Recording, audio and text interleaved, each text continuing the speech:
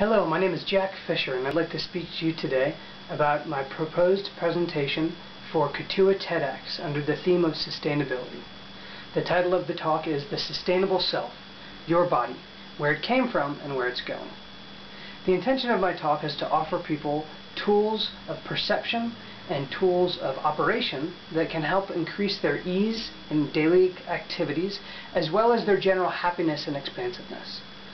So the way that I'd like to offer that is to first offer a context in which to view our daily movement. We go through our daily movements and often they seem rather mundane, but in each movement of the wrist and each handling of an object with the hand, the finger joints, all of the intricate movements that happen and that are available to us as upright humans have come from somewhere.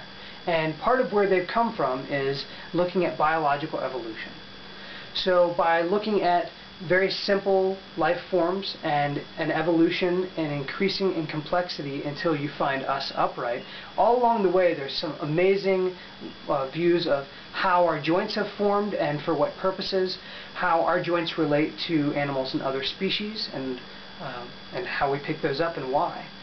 So what I'd really like to offer in terms of context is first to look at a macro scale of evolutional movement and offer people not only visuals projected behind me of different animals and how they move and how that relates to how we move, but also some really fun antics on stage of myself crawling around on all fours, making observations about what it feels like, perhaps asking a volunteer to do the same and getting a response and a reaction to what the activity did for them in terms of their perception, and generally to have a very playful approach to movement that is at the same time informed by some really amazing science and some really beautiful visuals.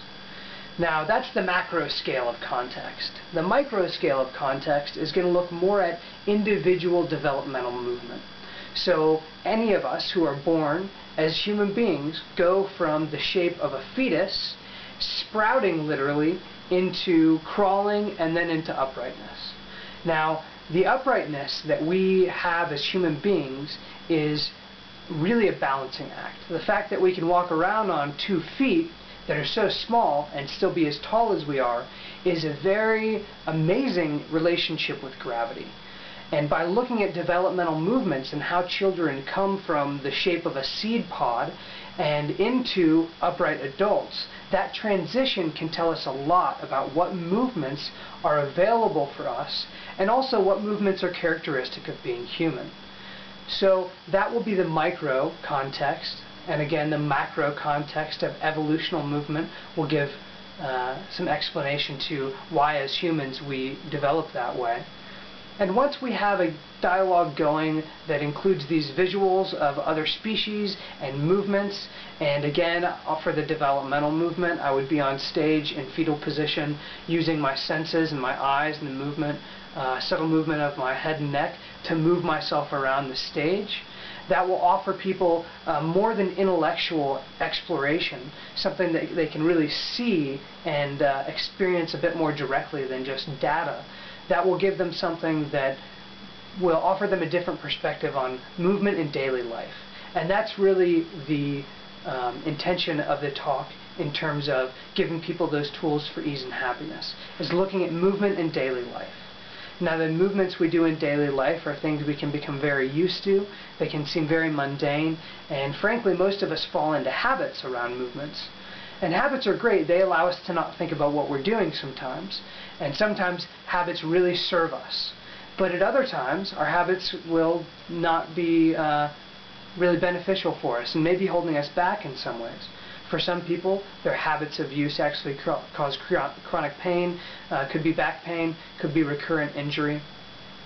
And in this context of looking at how our movement came from all these different species and our development as an individual, I'd like to reframe daily movement.